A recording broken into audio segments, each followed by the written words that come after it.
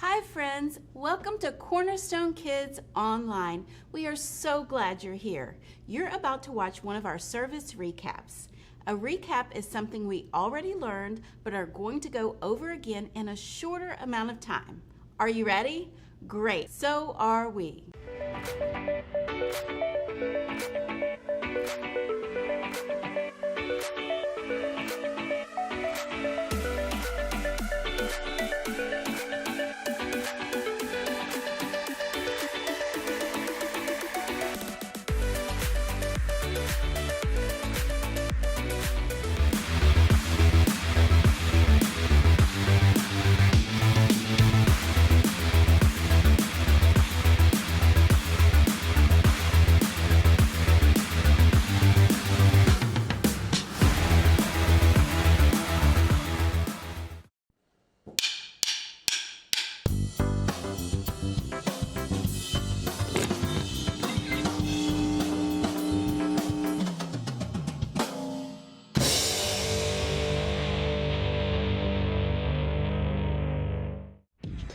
When have you chosen to hide something?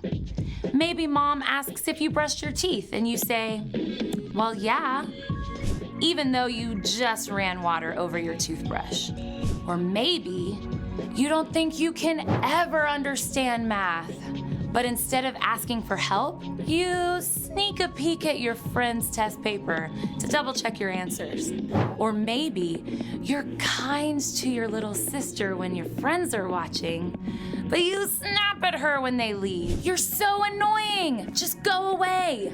Truth is, we all mess up. We all make wrong choices. And instead of owning up to what you've done, it's easy to start hiding, to cover up, to show the world a fake smile, while inside you feel angry or ashamed. But there is more to the truth. No matter how badly you mess up, you are deeply loved. The God who made the entire universe knew you and chose you before the world began. There is nothing you can do to make God stop loving you.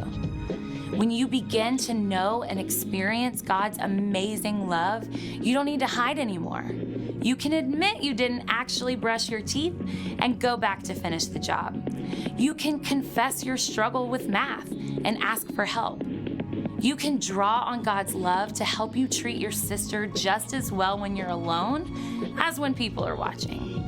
The more you choose to be truthful in whatever you say and do, the more others can see God at work in you. They can see how God never changes and never lets go. That's why integrity is an amazing way to worship God with your life.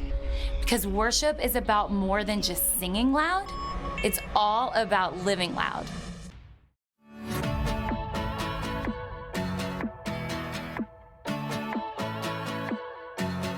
Why would I worry? You never show up late, and you don't make mistakes. I'm not in a hurry, no. I'm walking at your pace, 'cause you showed a better way. In the night, I won't be afraid. You're by my side, so I know I'm okay. So I will sing at the top of my lungs, the loudest praise, and it goes like, hey, you never change. Your love is strong and it won't fade away. And oh, you never let go. Every day I will sing your praise. I will sing your praise. Praise, praise. I will sing your praise. Praise. You're my maker. Yeah, you are. You call me by my name since before the earth was made. The whole world's creator. Yeah.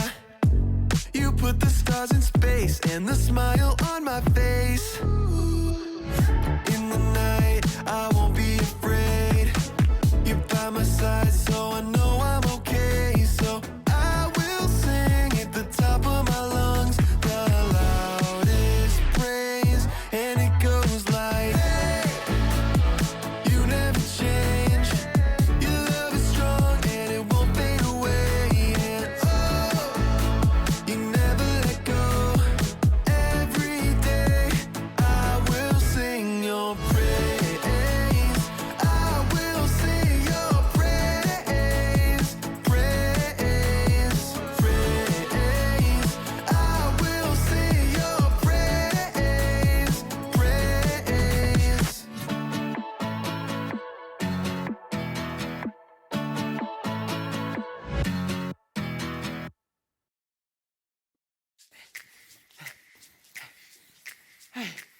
Welcome to the Story Lab. This week we're talking about integrity while we take a look at the tale of two trees.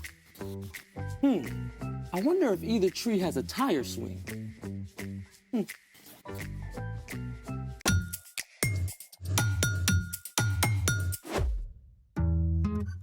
Hey, I'm Carter. And I'm Zeke. We're talking about integrity, which is choosing to be truthful in whatever you say and do. So what's up with the tire? My dad got a flat tire. See the nail right here? I mean, we can try to... Pull it. You want some help?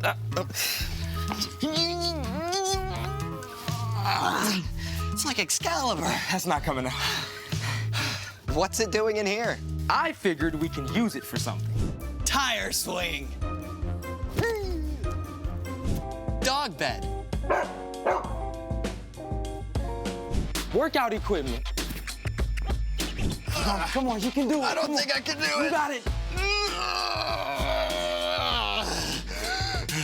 Getting ripped. Our guest today knows his way around a tire. In fact, he's an expert on cars. Seriously? So cool. Yeah, his name is Mike, and he's a mechanic who lives in Ontario. Well, when do we get to meet him? Right now. Hi, Mike. We are so excited to have you on the show with us today. Hey guys, pleasure to be here. So we're gonna ask you a couple of questions today, Mike. But first, we know you're a mechanic, but... What does a mechanic actually do? Well, just like a doctor, takes care of the body and makes sure, you're healthy when you're sick, I'm kind of like a car doctor. I take care of cars and I make sure when they're not working well, I get them back up to speed. Okay, so how did you get interested in working with cars? Well, it kind of has started as a kid. I've always been interested in small motors and fixing and repairing things. And as a kid, I loved fixing bikes. How would you get started as a mechanic? Well, I actually started at a dealership when I first wanted to be a mechanic. I was fixing cars, but over time, they wanted us to, I felt the pressure to make repairs that really customers didn't really need and do things that, it's not really needed or the customer didn't really want it. So I just didn't feel comfortable that way. And I actually had somebody tell me that I had to be one person at the dealership and one person at home. And that wasn't okay with me. So I left and I went to a smaller shop. Here, I get to take care of the customers. I do exactly what they want and exactly what we say we're going to do. I do quality work and they're satisfied. So, Mike, we can see that you're kind of at a shop right now. So tell me about some of the things that you guys are working on right now. What type of cars? What are you doing to the inside? Just give me those details. We get to work on everything here at our shop, from small cars to trucks to lawnmowers. Right now, I'm working on this car sitting right here. The customer wants me to make sure that their car is working exactly as it should. So I will check things like here, this is the air filter, where I would make sure that the car's air filter is clean and the engine can breathe. And here, this is the dipstick where the engine oil goes in. It's like the lifeblood of the engine. If it's not good, the engine will not work well. And also, the battery. This is a very essential part of the car. You have to make sure that the battery's in good working order and these connections are nice and tight. Because if they're not, the car may not even start at all. Can you talk more about what it takes to get a car to run really, really well? The best part of it all is you have to take care of what's on the inside. If you don't, eventually the car will break down and maybe not even work at all. So, Mike, we know you love working on cars, but we gotta ask, what is your favorite kind of car? Classic cars and hot rods. I absolutely love them. When I'm driving down the road with my kids, we make it a game to pick them out, point them out, check the colors, and really just love the sound of the old hot rods. These cars are awesome. Well, thank you so much, Mike. Your job is so awesome, and it was a pleasure talking to you today. Thanks, guys. Wow, it's like I've got a whole new perspective on what's inside. Speaking of which, it's time for... The story before the story. Today, we're in the book of Luke. When God sent Jesus as a baby, angels announced his birth. But for most of his life, Jesus lived quietly and faithfully, loving God and loving others. Around the time Jesus was 30 years old, he came to the Jordan River. God's voice spoke from heaven. You are my son, and I love you. I am very pleased with you. Soon after, Jesus began to travel from town to town, teaching and healing. He chose a group of friends to share life with him. In everything Jesus said and did, he showed people what God is like. And over, he pointed out that what's on the inside matters most to God. Which is where our story starts. Take it away. Hey everyone, I'm Brian. And in today's story, well, things are going to get a bit thorny. Jesus had just chosen his 12 closest friends to help in his work. And when he came down from the mountain with them, a big crowd gathered. People had come from all over to hear him and be healed. Jesus did make many people well, but he knew that even more than their bodies, it was the people's hearts that needed help. So Jesus began to teach them many things. A good tree doesn't bear bad fruit, and a bad tree doesn't bear good fruit. Well, that makes sense, right? I mean, if you go up to a nice, healthy apple tree and pick one. But if you find a tree that looks twisted and stunted and pick some fruit, you're not going to want to bite of that. Jesus continued with the word pictures. You can tell each tree by the kind of fruit it bears. People do not pick figs from thorns, and they don't pick grapes from bushes. In the time of Jesus, figs and grapes were a super important part of what people ate. Figs represented peace and prosperity, and grapes stood for joy and celebration. Finding a good grapevine or fig tree was a big deal. But when Jesus and his friends walked the dusty roads, they would have seen other plants too, including thorny, bushy hedgerows and fig trees choked out by brambles. I mean, are you gonna find grapes or figs on one of these? No, I think not. It quickly became clear to the crowd, though, that Jesus was talking about more than just trees and vines. A good man says good things. These come from the good that is stored up in his heart. An evil man says evil things. These come from the evil that is stored up in his heart. A person's mouth says everything that is in their heart. Mic drop. A healthy apple tree produces great fruit, and an unhealthy tree grows bad fruit. They do it without even trying. And we are just the same. If we are in a healthy place, connected to Jesus, good things will come out of us. Our words and actions will reflect Jesus and be encouraging and helpful to others. But when we try to make it on our own, we get more and more stressed out and grumpy. Like an unhealthy tree grows rotten fruit, our words and actions are more likely to spew out and hurt the people around us.